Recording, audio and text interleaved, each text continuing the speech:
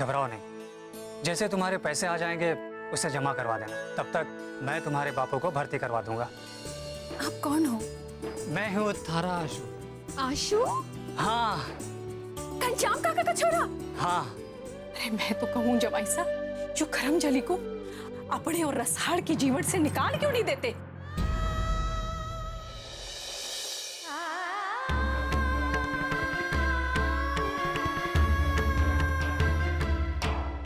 ठीक ही तो कह रही हूं मैंने कौन सा गलत कहा है?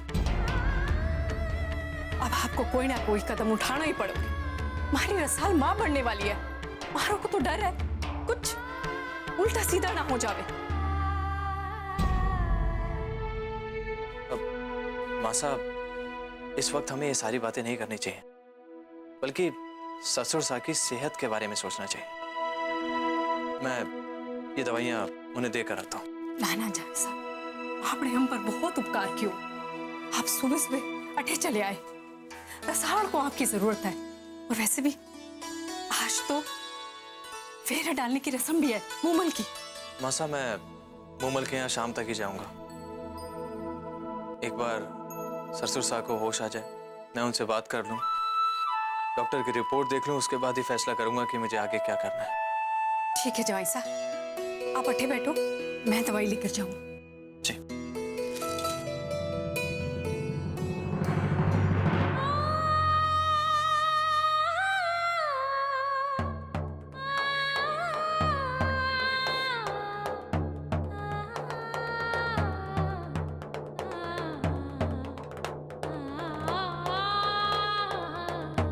आप रुपए लेकर खुद आए, हमारे पर ये आप लोग बहुत बड़ा उपकार रहेगा।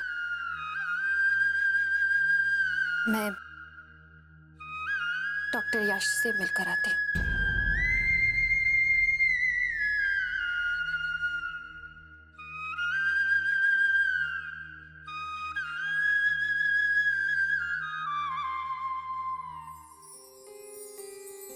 अरे रुक्मी, थारा ये गाल ठीक ना हो गए?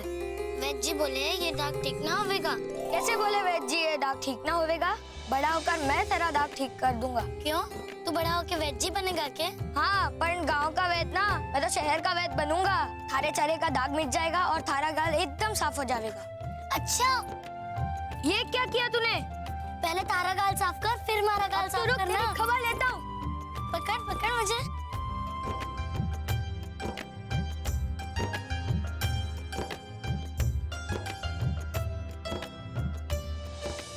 यश, रुक्मी, मैं तुम्हारे बारे में ही सोच रहा था। हमारे बारे में? हाँ, कुछ बचपन की बातें याद कर रहा था। तुम बैठो ना, बताओ क्या बात है? वो मैं आपसे बापू की तबीयत के वास्ते पूछने आई थी। वो ठीक तो हो जाएंगे ना? रुक्मी, तुम बैठो तो सही। रुक्मी, तुम्हारे बापू सीरियस जरूर है, मगर क्रिटिकल नहीं है। डॉक्टर माथुर का कहना है कि टेस्ट रिपोर्ट देखने के बाद वो बता सकते हैं कि तुम्हारे बापू कब तक ठीक हो जाएंगे। वैसे मैं तो तुम्हारे बापू की बीमारी देखने वाला डॉक्टर हूं नहीं, मैं तो गायनेकोलॉजिस्ट हूं। अब वो क्या कहते हैं, हाँ, दाई।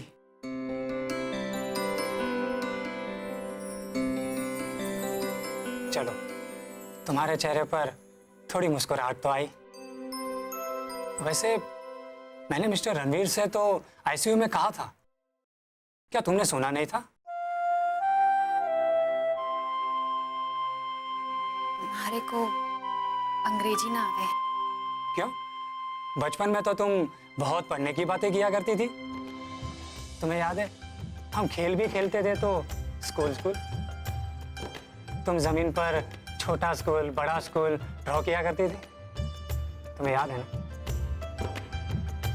हाँ, याद है,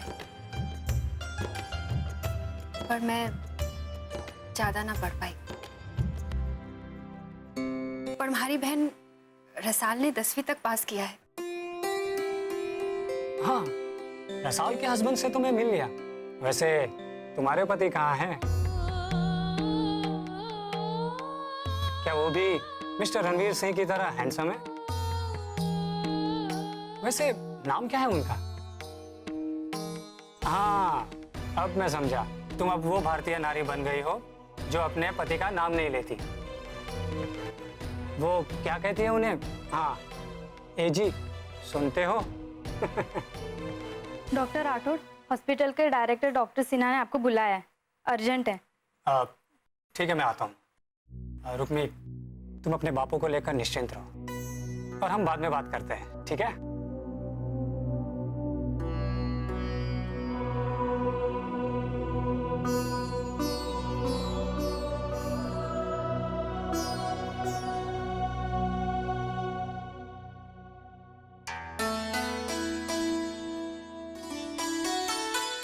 रसाल अभी भी सो रही है क्या?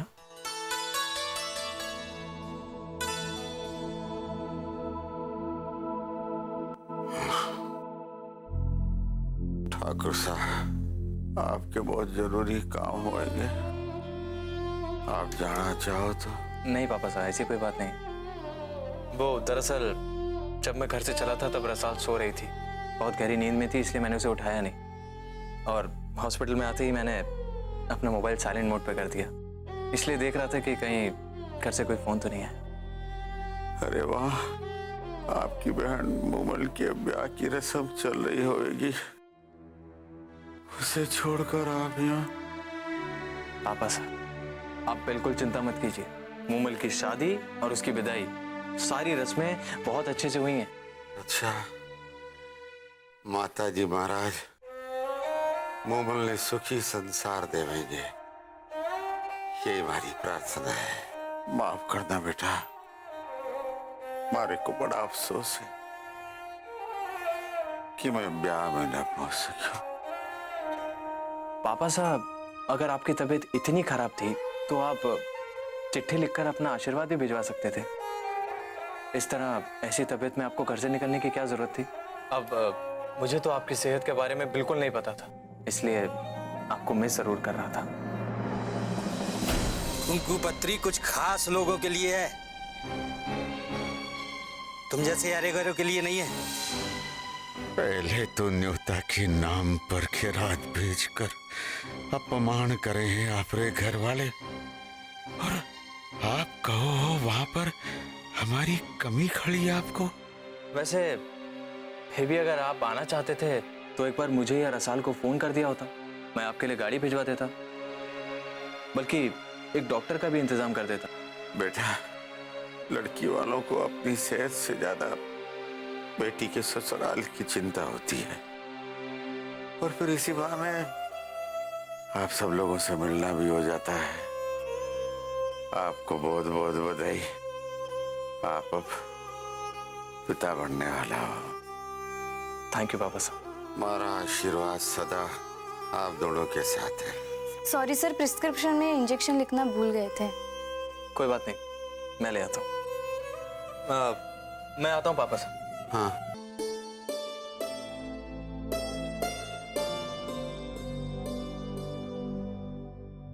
अरे अरे बिंदनी, बैठ बैठ। देख, तुम माने या ना माने, मारे को तो थारी चिंता है ही। शायद भंडारे में मारे ही बोलने के तरीके में कोई गलती हो गई होगी, तभी तो तेज में आकर तू काम करने लगी। पर अब मैं थारे से वैसे बात ना करूंगी, और थारी देखभाल भी करूंगी। मैं ठीक हूँ ताई साहब। मारे रहते थारी तबीयत ठीक रहे, ये कैसे हो सके? रणवीर से बात हुई थारी? पर मारे को तो बोलकर गया था कि ऑफिस में कोई जरूरी काम है। जो उन्होंने बोला था तो जरूरी होगा। ऐसा कौन सा जरूरी काम है कि थारे को सोता छोड़कर चला गया, और फिर फोन भी ना किया, थारे से बात भी ना की? तो रणवीर को फोन कर ले बिंदर, मारे से थारी चिंता ना देखी जा रही है। फोन पर बात कर ली, थारा भी मन हल्का हो जाएगा। लगा फोन। जी।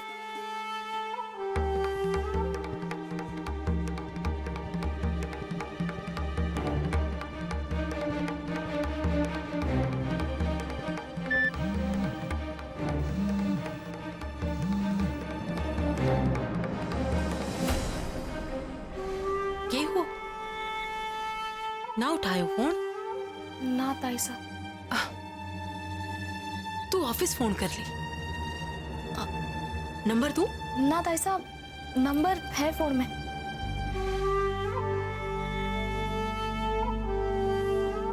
हेलो, मैं हवेली से रसाल बोलूं। ठाकुर साहब को फोन दीजिए तो। बहू रानी, ठाकुर रणवीर तो अभी तक आए ही नहीं। ऑफिस ना आए, पर वहाँ तो कोई जरूरी काम आन पड़ो थो ना? ना बहू रानी, ऑफिस में तो कोई जरूरी काम नहीं है।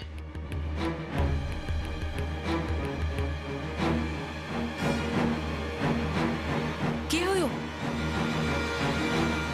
ताई साहब, वो वहाँ पर तो कोई जरूरी काम ना है।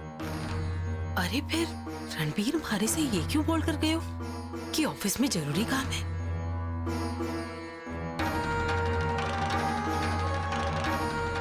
अरे बिन्नी, तू चिंता ना कर।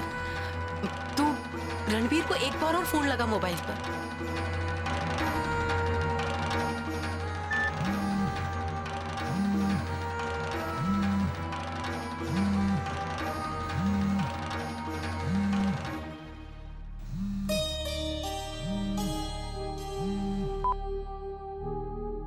रसाल जी जी, ठाकुर साहब कथे और उनका फोन आपके पास कैसे? वो ठाकुर साहब अठे बापू के कमरे में अपना फोन छोड़कर कहीं गए हैं। बापू के कमरे में? हाँ रसाल, बापू को अस्पताल में भर्ती किए गए हुए। क्या? बापू को अस्पताल में भर्ती किया? हाँ।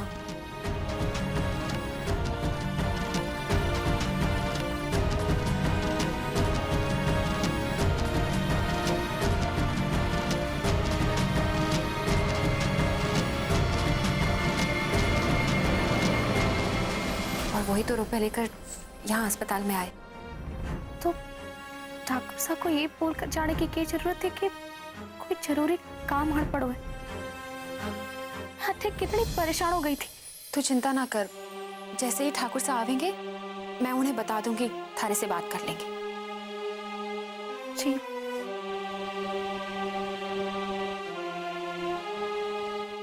ये हुआ बिन्नी, कठे है रणवीर? ताई साहब, ठाकुर साहब ऑफिस ना अस्पताल गए। तो फिर रणबीर को ये बोल के जाने की क्या जरूरत थी कि वो ऑफिस जा रहा है? वो ठाकुर साहब ना चाहते थे कि बापू की खबर से मारे को चिंता होवे। पर ताई साहब, आपने बहुत अच्छो किया जो मारे को फोन करने को कहा। अब मैं बिल्कुल निश्चिंत हो गई हूँ।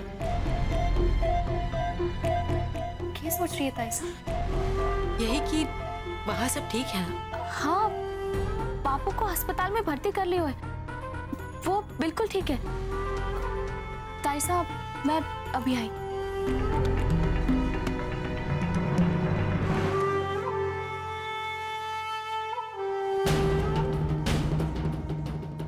ये मारा फेंका हुआ पासा आज उल्टा कैसे पड़ गया? मैं तो रसाल को टेंशन देकर उसके होने वाले बच्चे को नुकसान पहुंचाना चाहती थी, पर ये रसाल तो एकदम चिंता मुक्त हो गई। चल रसाल, तू भी खुश हो ले। जैसे सुमेर कहता है, 4 दिन की चांदनी फिर अंधेरी रात है।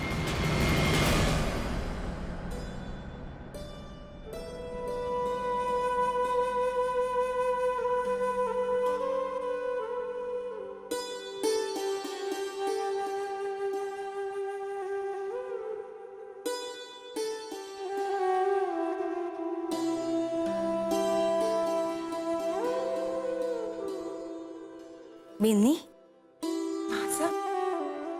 तुम्हें चाय बनाने की तकलीफ क्यों की? मारे पैर में दर्द है, हाथ में नहीं। ले बेटा, चाय पी ले। तूने अकेले घर को सारा काम कर लिया। देखो तो, इतनो साफ सुथरो घर मारे को कभी ना लाग्यो।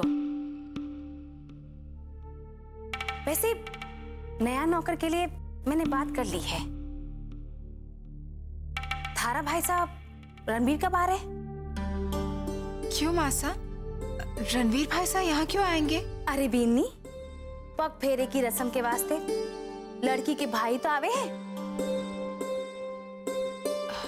ठीक है, मैं अभी रणवीर भाई साहब को फोन करती हूँ। ना ना, कोई जल्दी ना है, तू आराम से चाय पी ले। पग फेरे के रस्म के बारे में थारे भाई साहब को तो मालूम ही होवेगा, और नहीं होवेगा तो थारे माँ साहब, ताई साहब, दादी साहब सब याद दिला देवेगी। हाँ बिंदनी, ये रस्म के बहाने मायके वाले अपनी बेटी के ब्याह में बची हुई रस्में भी पूरी कर देवे हैं। अरे आप भी क्या बोले जा रहे हो जी? ये सब हमें बोलने की जरूरत भी ना है। जी मासा, मैं अभी फोन करके बोल देती हूँ। अरे तुमने चाय नीचे क्यों रख दी? चल बेटा पी ले।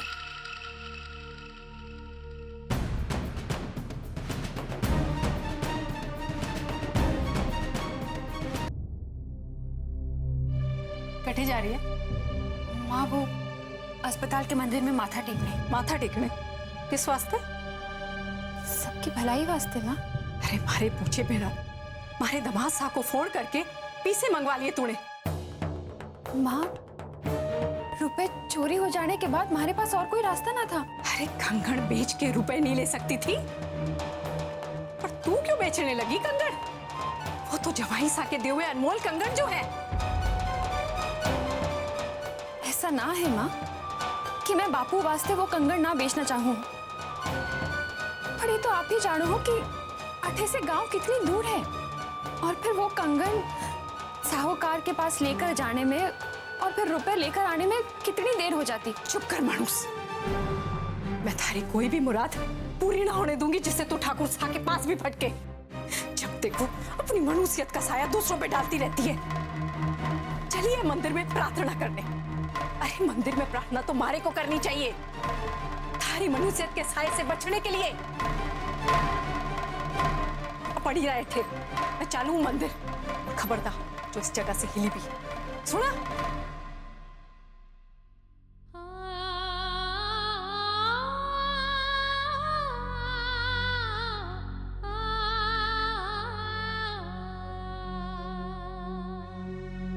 क्या हुआ? आंख में कुछ चला गया या रो रही हो? ना वो बापू की चिंता हो रही थी ना। और माँ की नहीं?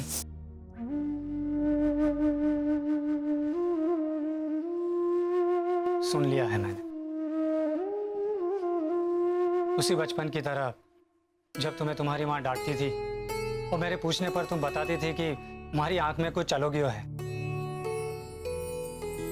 तुम ना बचपन में भी बड़ी उस्ताद थी। तुम कहती थी कि मैं तभी हंसूंगी आशु जब तुम मारे वास्ते हरी काका के पेड़ से आम चुरा कर लाओगे। चोरी करवाती थी तुम मुझसे। मैं कभी ना बोली थारे को चोरी करने वास्ते। और वो तालाब में डूबने के बहाने जब खुद को बचाने के लिए मुझे गुदवा दिया था वो, जबकि मुझे तैरना भी नहीं आता था। मारा वो बहाना तो हमारे ऊपर ही उल्टा पड़ गया। थारे को बचाना पड़ गया था हमारे को, और दिन भर मैं थारे से माफी मांगती रही, और तू कितना अकड़ के बैठ गया था। अब क्या करता? पहली बार जो मौका मिला था तुमसे अपने नखरे उठवाने का। अब और याद है जब दूसरे दिन तुम्हें पता चला था कि मैंने तैरना न आने का बहाना किया है, तब तुमने मुझे क्या बनवाया था बताओ? क्या बनवाया था? तुम ना एकदम बुद्धू हो। तुम्हें याद नहीं? मुझे कान पकड़वा कर मुर्गा बनवाया था। थारे को तो वो भी ना आता था, मैंने सिखाया था थारे को। तुम क्या सिखाती? वो तो मैं सीखने के बहाने तुम्हें मुर्गी बना रहा था। आशु, तुम्हारे को तब भी उल्लू बना रहा था।